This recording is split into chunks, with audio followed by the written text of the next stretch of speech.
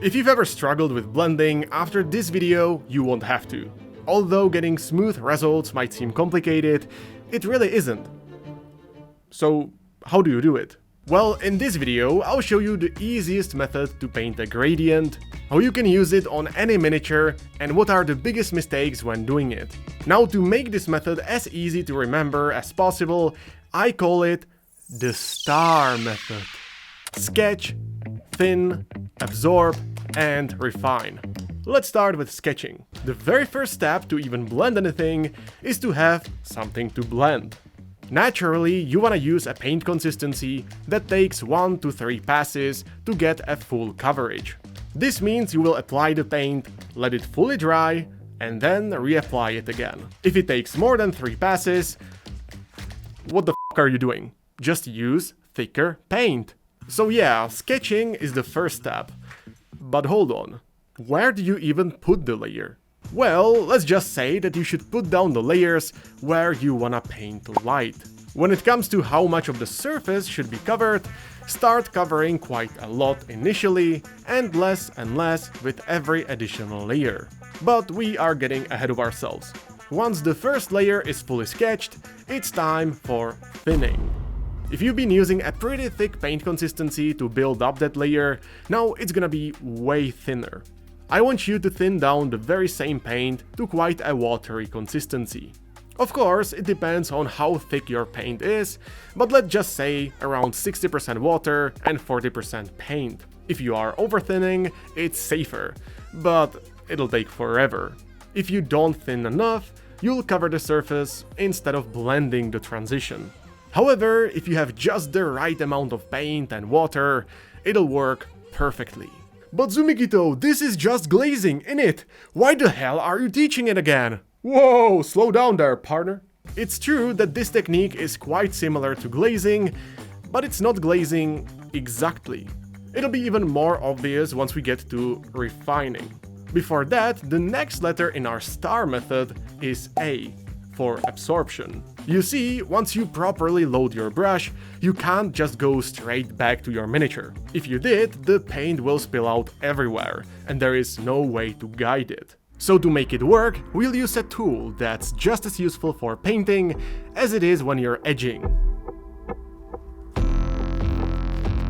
Tissues. I specifically like to use tissues for this because they have better absorption over a paper towel. But even those will do it. To get rid of the excess paint in your brush, you can simply wick it off, just like you see right here. Well, actually, let's break it down further. Have you noticed that this spot right here is a little damp before I wick it off? What I do beforehand is take a pipette and drop some water on top of the tissue. That way I can wick off the excess without getting a dry tip. Because dry tips are never good.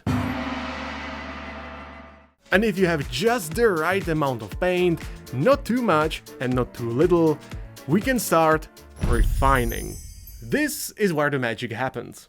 You want to start your brushstroke in the previous layer and pull the brush towards your current layer, leaving the drop of pigment on the transition. If you are able to guide the drop of pigment exactly on that separation, you'll make it smooth. Of course, you can and should repeat this process multiple times, but always wait until the surface is completely dry. Actually, this dragging of the paint drop is the important distinction from glazing. When glazing, to some extent you have more even paint distribution along the brushstroke. When dragging the paint drop, it really matters where you end your brushstroke, because that's where you build up coverage. Where you start dragging the paint matters as well, because every part that was touched will be affected. You know what, maybe I'm making it too complicated. It's really just about dragging the drop on the transition a few times, and bam, it's smooth.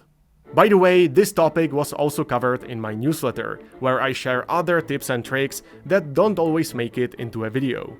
So if you wanna level up your painting, there will be a link in the description.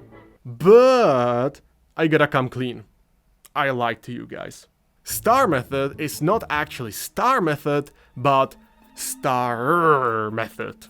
That's because once you do all of that, you gotta repeat it.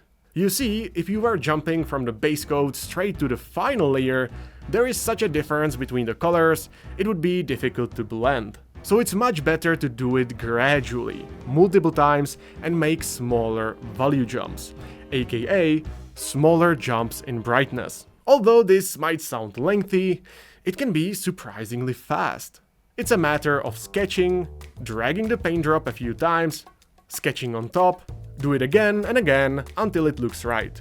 As long as you keep in mind that you always want to drag the paint drop from the previous layer towards your current one, you're good. I also mentioned that you should put down all of the layers where you want to paint light. But if you don't really know where to place the light, check out this video next because it'll help you with that. And see you there!